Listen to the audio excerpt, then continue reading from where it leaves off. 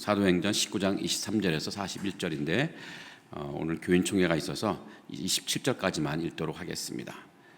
사도행전 19장 23절에서 27절까지 한 절씩 교독하고 마지막 절은 우리 합독하도록 하겠습니다. 제가 먼저 읽겠습니다.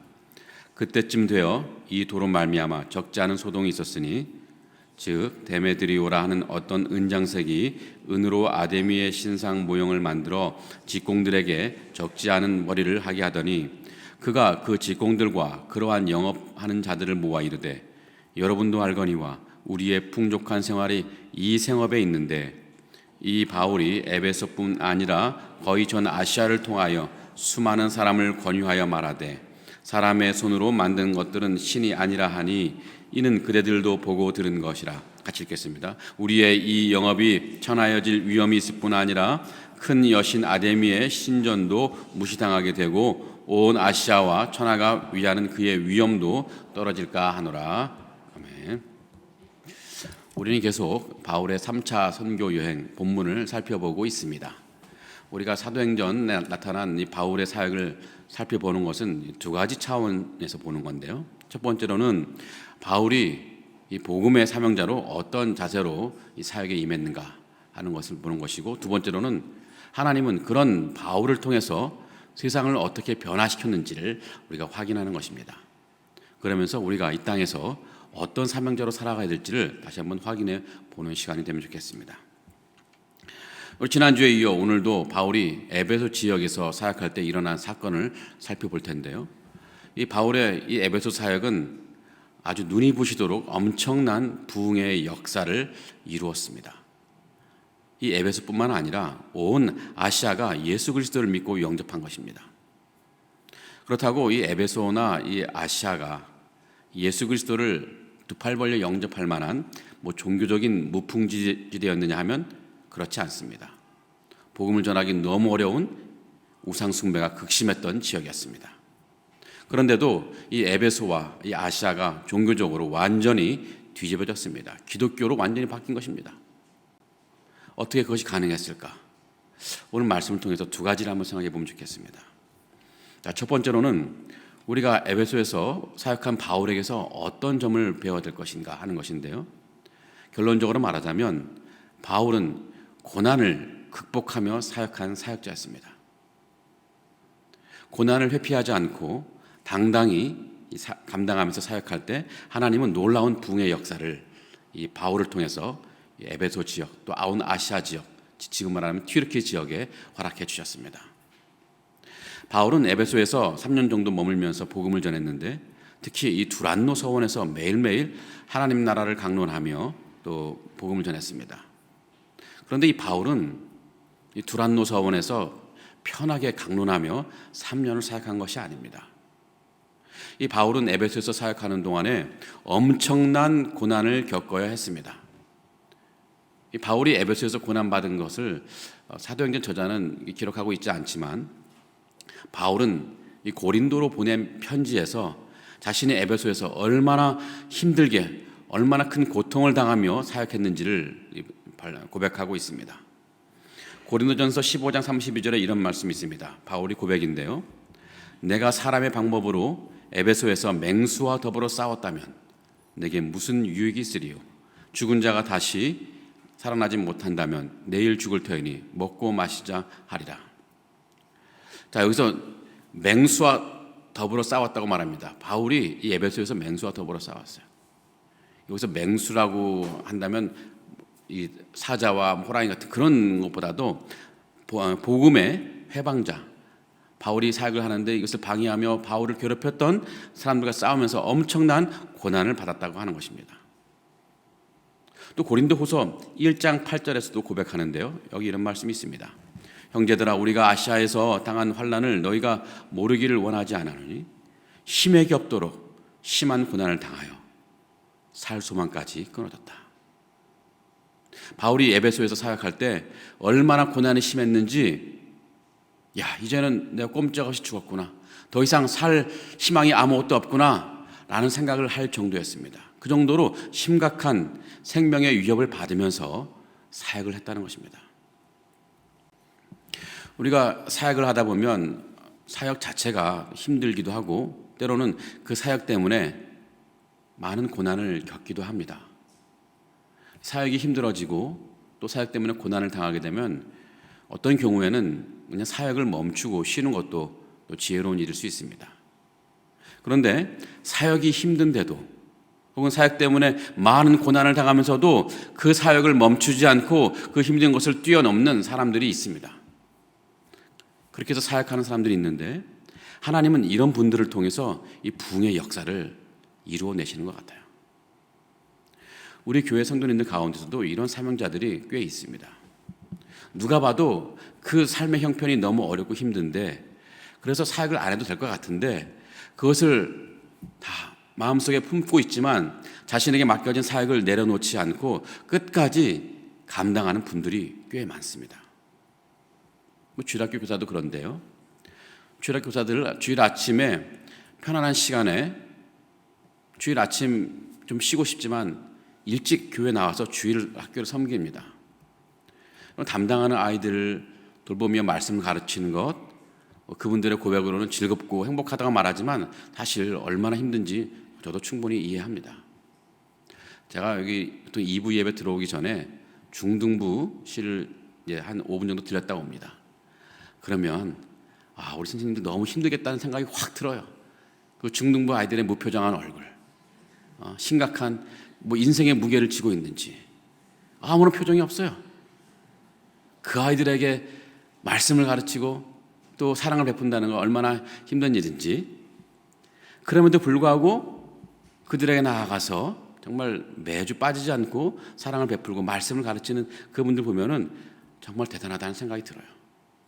그런데 그분들 가운데 그들의 삶을 또 살펴보면은 이렇게 힘들게 살아가는 분도 있어요. 물질적으로 힘든 것도 있지만 가정 내에서 믿음의 일치가 안 되어서 이 배우자의 좀 여러 가지 안 좋은 소리를 들으면서까지 나와서 사역하시는 분도 꽤 있습니다. 그런 힘든 자리를 마다하지 않고 끝까지 그 사역의 자리를 지켜내신 분들이 있어요. 우리 교회 구역 순장님들도 마찬가지입니다. 우리 교회 남성 순장님도 있고 여성 순장님도 있는데 특히 남성 순장님들은 월요일날 아침 6시에 그 이른 시간에 교회에 와서 1시간 반 동안 저와 함께 구역 모임 강의를 같이 듣고 나누고 돌아갑니다. 여성들도 마찬가지죠. 수요 예배 끝나고 1시간 동안 계속해서 저와 말씀을 배우면서 또 구역 모임을 준비하는데요. 세상 사람들이 이런 사람들 보면 도무지 이해를 못해요. 왜 이렇게 힘들게 살아? 좀 편하게 살지. 정말 힘들어요. 그런데도 그 사역들이 힘들어서 또는 어려움이 있다고 그만두시겠다고 하는 분들 거의 없습니다. 오히려 더 열심히 더 잘 감당하는 분들이 너무 많습니다.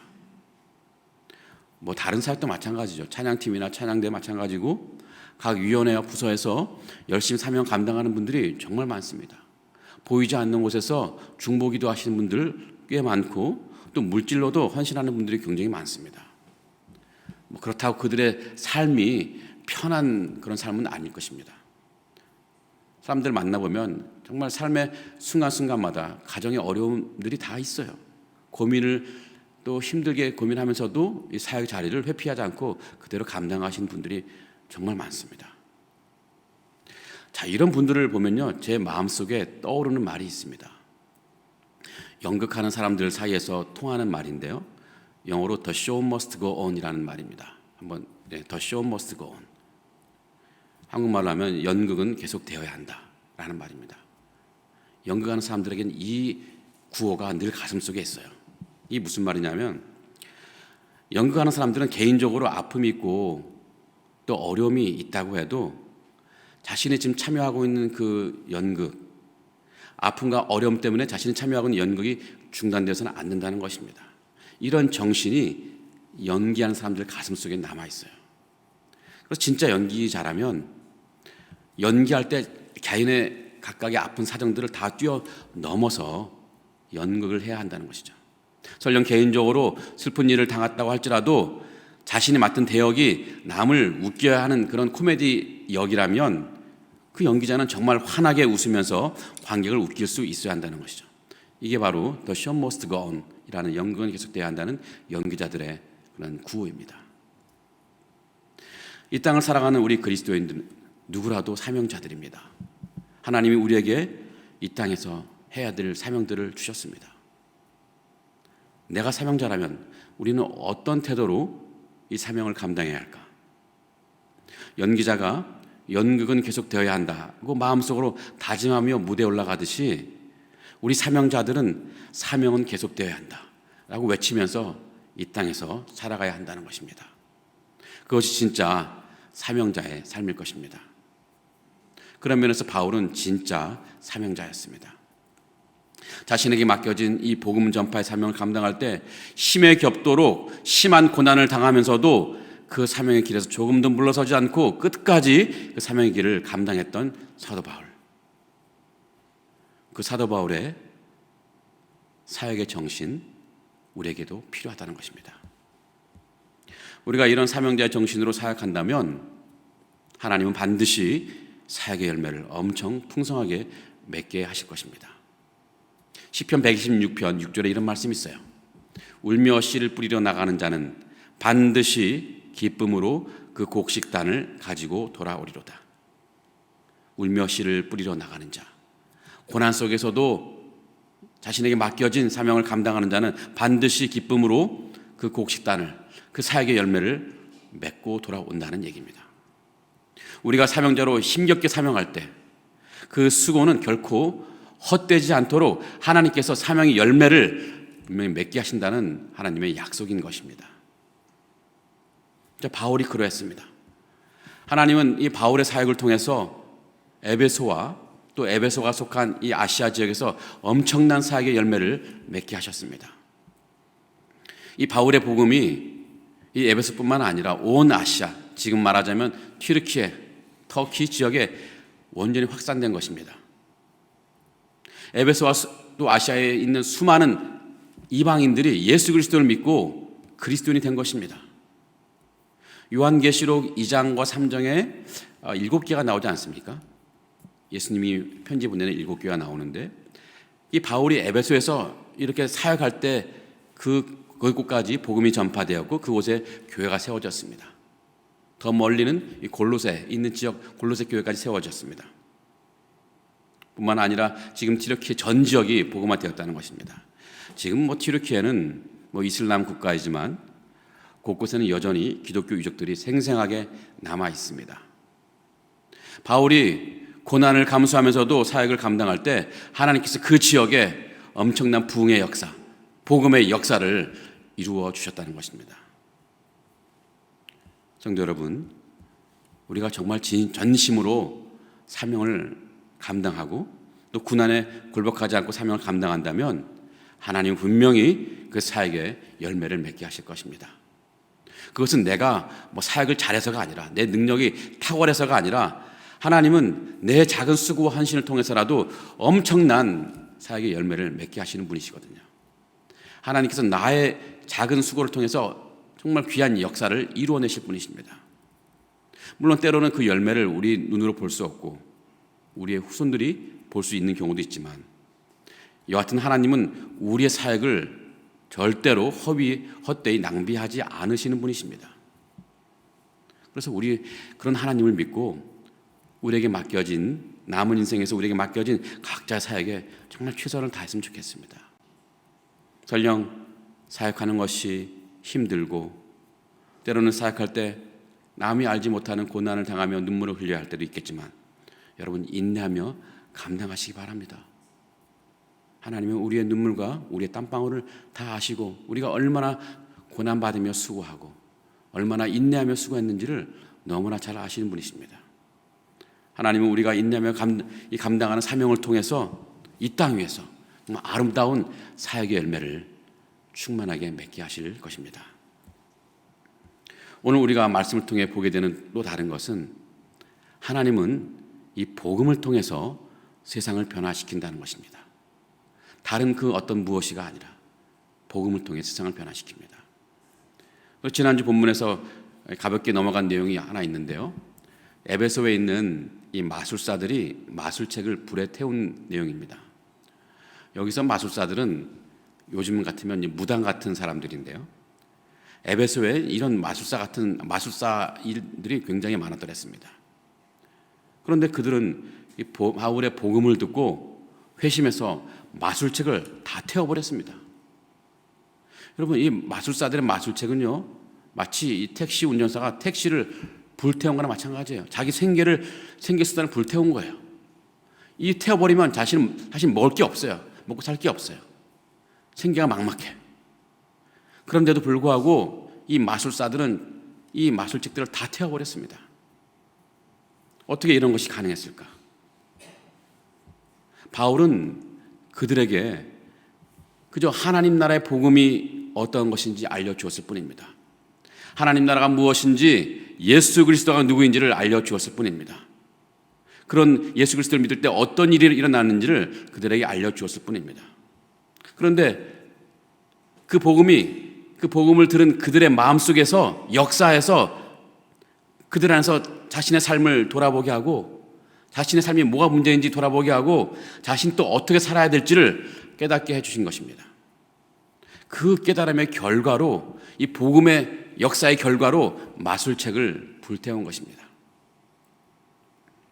오늘 본문에는 복음이 에베소와 또 아시아 사회에 영향을 미친 또 다른 사건이 기록되어 있는데요. 그것은 에베소에서 이 우상 숭배가 현저히 줄어든 것입니다. 아주 심각하게 줄어들었습니다. 오늘 말씀 보면은 에베소에서 폭동이 일어난 장면이 나옵니다. 폭동이 일어났어요. 이 폭동의 원인이 뭘까? 23절을 보면 이런 말씀이 있는데요. 그때쯤 되어 이 도로 말미암아 적지 않은 소동이 있었으니, 이 도로 말미암아 적지 않은 소동이 있었으니, 여기서 이 도는 한자어로 길도자입니다. 영어로 the way인데 바울이 전파한 복음을 가리키는 말입니다. 바울이 전파한 복음 때문에 에베소에 폭동이 일어났어요. 이게 어떻게 된 일일까요? 에베소에서 가장 유력한 종교는 이 아데미 여신을 숭배하는 종교였습니다. 아데미 여신, 원래 영어로 말하면 아르테미스라고 하는데, 아르테미스. 이 아데미는 그리스 신화에 나오는 제우스 신의 딸입니다. 이 그리스 신화에 의하면 이 아데미는 여기 바로 에베소에서 태어났습니다. 그러니까 이 아데미의 탄생지답게 이 에베소에 이 여신을 숭배하는 아주 엄청난 큰 신전이 있었습니다. 이 신전이 얼마나 큰지 고대 7대 불가사의 중에 하나였습니다. 그리스 아테네에 가면 아크로폴리스 옆에 큰 파르테논 신전이 있는데 그 규모가 엄청나거든요. 파르테논 신전. 근데 그 아데미 여신의 신전이 파르테논 신전보다 4배나 컸다고 합니다. 그 엄청난 규모의 신전을 어떻게 그 고대 시대에 건축했을까? 이게 미스터리예요. 그러니까 7대 불가사의에 들어갈 만하죠. 물론 지금은 남아있지 않습니다.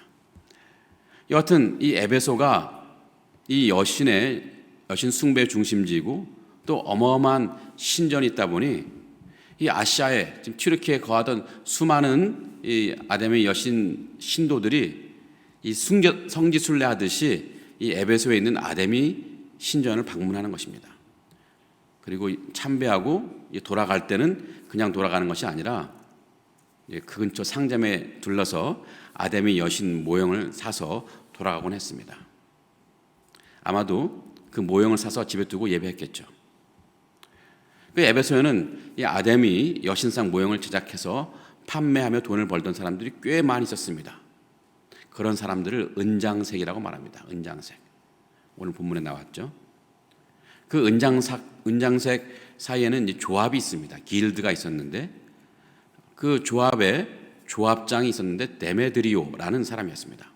오늘 본문에 나오는 데메드리오. 그 사람이 조합의 조합장.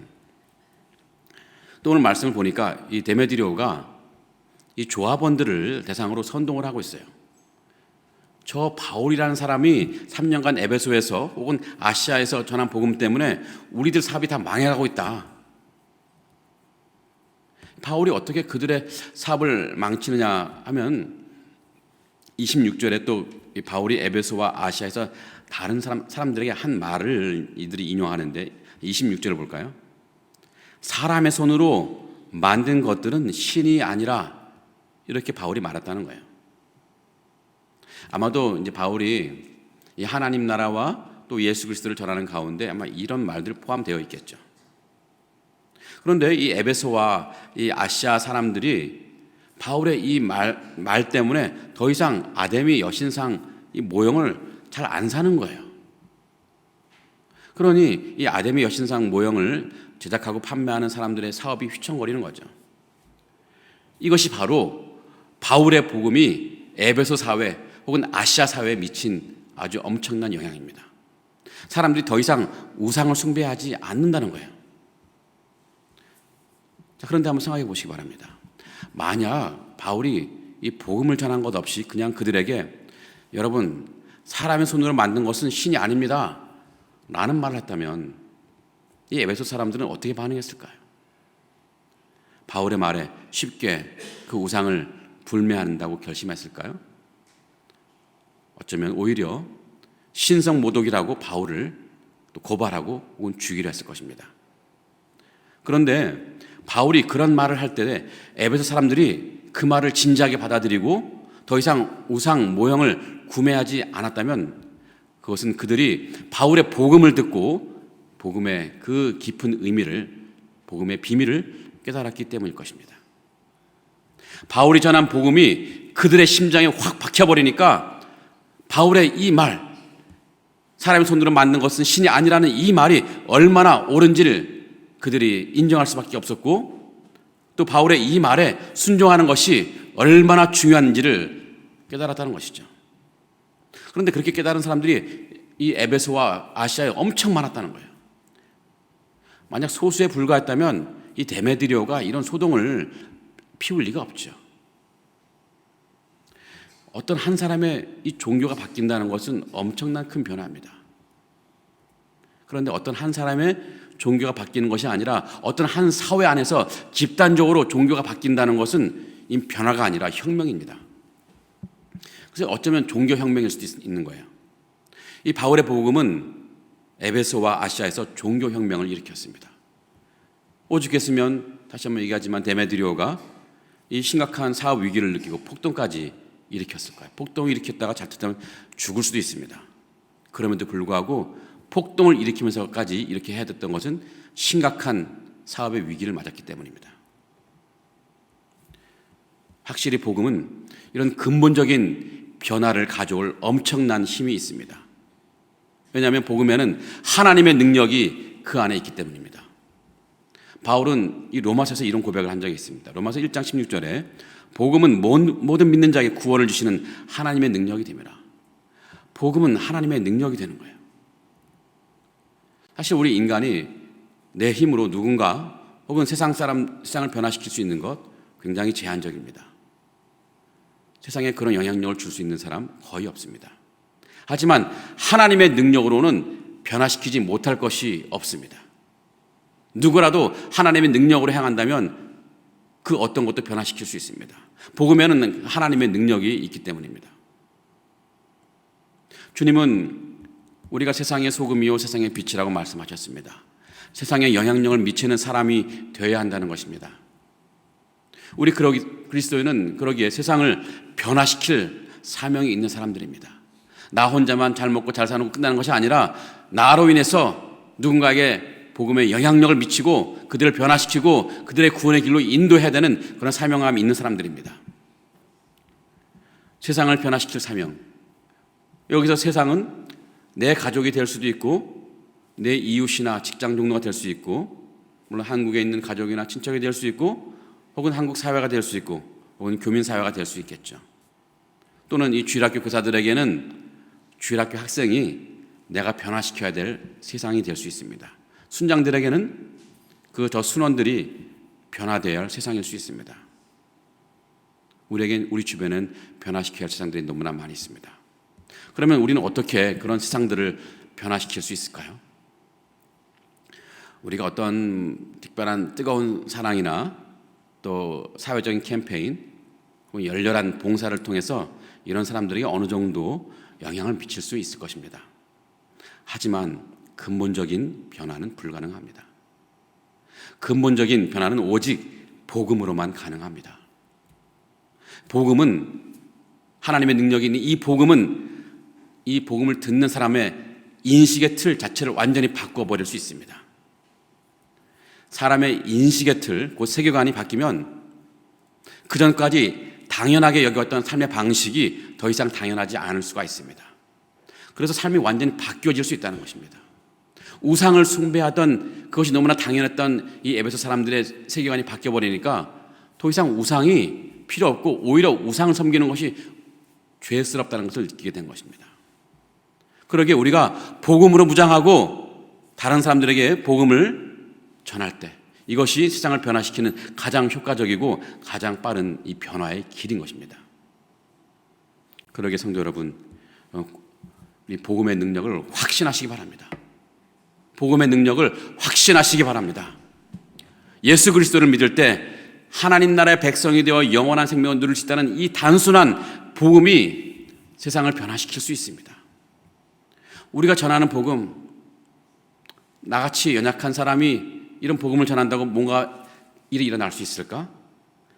내가 전하는 복음이 아무런 힘이 없는 것처럼 보여도 우리가 복음을 전할 때 하나님은 그 복음에 하나님의 능력을 덧붙여서 그 복음을 통해 사람의 마음을 근본적으로 변화시킬 수가 있습니다. 우리 자녀나 배우자가 변화되기를 혹시 원하십니까? 겉으로 드러난 외적 모습이나 습관을 지적할 것이 아닙니다. 자녀의 마음속에, 배우자의 마음속에 복음을 심어 주어야 됩니다.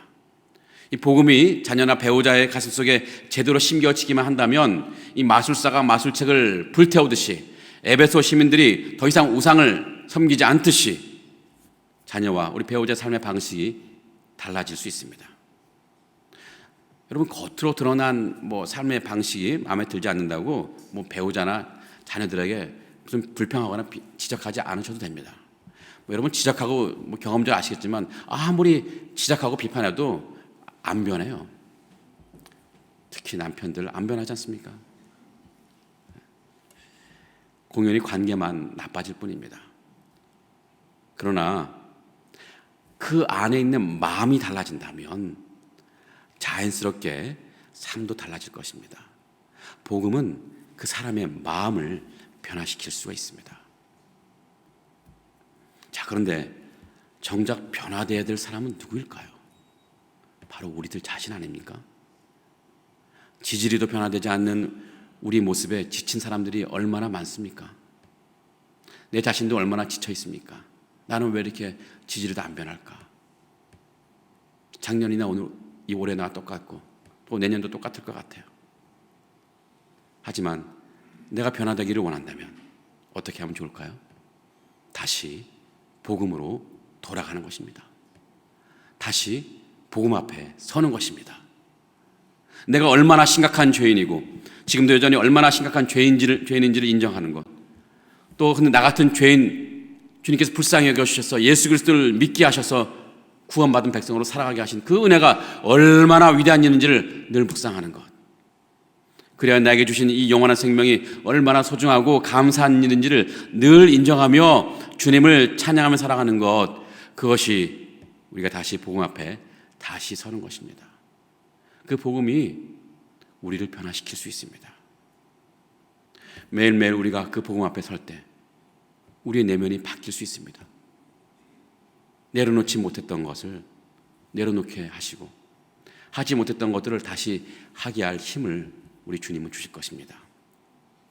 이렇게 내 안에 내면이 바뀌면 마술사가 마술책을 불태우듯이 에베소 시민들이 우상을 더 이상 섬기지 않듯이 나의 삶도 달라질 수 있습니다. 그러게 여러분, 날마다 묵상하시면 좋겠습니다. 나를 위해 피 흘리신 예수 그리스도를 묵상하시기 바랍니다. 그 피로 내가 구원받아 영원한 생명을 가진 사람이라는 것을 늘 기억하며 묵상하시기 바랍니다. 하나님께서 그 복음으로 우리를 변화시켜 주시고 또 변화된 나를 통해서 내 가족이나 내 이웃 세상을 변화시켜 주실 것입니다. 그러기에 우리는 모두가 늘 복음 앞에 서며 복음의 사람이 되어야 한다는 것입니다. 성도 여러분, 말씀을 정리해 보겠습니다. 오늘 이 바울의 에베소 사역을 살펴보면서 저는 두 가지 말씀을 드렸습니다. 첫째는 여러분, 힘들더라도 고난이 있더라도 여러분의 주어진 이 사명의 자리를 꼭 지켜내시기 바랍니다. 누구에게 양보하지 마시고 여러분이 감당하시기 바랍니다. 그때 하나님은 우리가 어떻게 사역하는지, 어떻게 사명을 감당하는지 너무나 잘 아시고 우리에게 귀중한 사역의 열매를 보여주실 것입니다. 두 번째로는 복음으로 세상을 변화시키는 사명자가 되기를 바라는 것입니다. 우리는 비록 약하지만 복음에는 세상을 뒤엎어 놓을 만한 엄청난 하나님의 능력이 있다는 것을 기억하시면서 늘 복음으로 무장해서 복음으로 사역하시면 좋겠습니다. 성도 여러분, 우리 인생은 그냥 왔다가 그냥 가는 인생이 아니라 하나님의 사명자로 뜨겁게 살다가 하나님께 돌아가는 인생이 되면 좋겠습니다. 여러분, 칼을 뽑았으면 무라도 하나 썰어야 되지 않겠습니까? 이왕 하나님의 사람으로 부름받았으면, 이왕 하나님 나라의 백성으로 부름받았으면, 이왕 예수 그리스도의 제자로 부름받았으면 이 복음으로 세상을 변화시키는 사명제 삶을 살다가 주님께 돌아가면 좋겠습니다. 이번 3월 25일부터 특별 새벽 기도회가 있습니다. 특별 새벽 기도를 통해서 우리가 다시 한번 복음 앞에 정렬하고 그 앞에 서서 하나님이 기뻐하시는 사명자로 우뚝 서서 새롭게 살아가는 우리 모두가 되기를 간절히 기원하고 축복합니다. 아멘. 우리 교인총회가 있어서 짧게 제가 기도하고 축도하고 마치도록 하겠습니다. 살아계신 하나님, 오늘 바울의 사역을 통해서 바울이 얼마나 진실한 사역자인지, 어떤 고난에도 굴하거나 물러서지 않고 그 고난을 뛰어넘어 신실하게 사역한 사역자인지, 또 그래서 하나님이 이 바울 사역자를 통해서 얼마나 귀한 사역의 열매를 맺고 풍성한 사역의 열매를 맺게 하셨는지 우리가 보았습니다. 살아계신 하나님, 우리에게도 바울과 같은 사역자의 정신을 허락해 주옵소서. 바울과 같이 고난 앞에서도 그 사역의 걸음이 멈추지 않고 그 사역의 걸음이 당당히 앞으로 나아갈 수 있는 진실한 사역자로 살 수 있도록 우리의 믿음과 우리에게 힘을 허락해 주시옵소서. 비록 우린 능력이 부족하지만 하나님의 크신 능력으로 우리를 통해 이 세상 가운데 놀라운 역사를 이뤄내실 줄 믿습니다. 그 하나님의 능력을 믿고 우리 인생 가운데 맡겨진 주님의 귀한 사역을 신실하게 감당하는 우리가 되게 하여 주시옵소서. 사랑의 주님, 우리가 다시 복음 앞에 서기를 원합니다. 복음으로 역사하는 하나님의 능력을 기대합니다. 우리를 위해 피 흘리신 주님 앞에 서기를 원합니다. 그 피로 우리가 구원받았다는 것을 늘 기억하며 살기를 원합니다. 우리가 먼저 이 복음 앞에 변화되게 하시고 또 복음으로 내 가족과 세상을 변화시키는 사명자로 살아갈 수 있도록 우리 삶을 인도해 주시옵소서. 예수님의 이름으로 간절히 기도합니다. 아멘. 이제는 우리 주 예수 그리스도의 풍성한 은혜와 아버지 하나님의 놀라운 사랑과 성령님의 신실한 인도하심이 어떠한 고난 속에서도 자신에게 맡겨진 사명을 감당하며 다시 복음 앞에 서기를 다짐하는 상하이 한인연합교회와 그 교회에 속한 모든 성도들 머리 위에 지금부터 영원토록 함께 하실지어다. 아멘.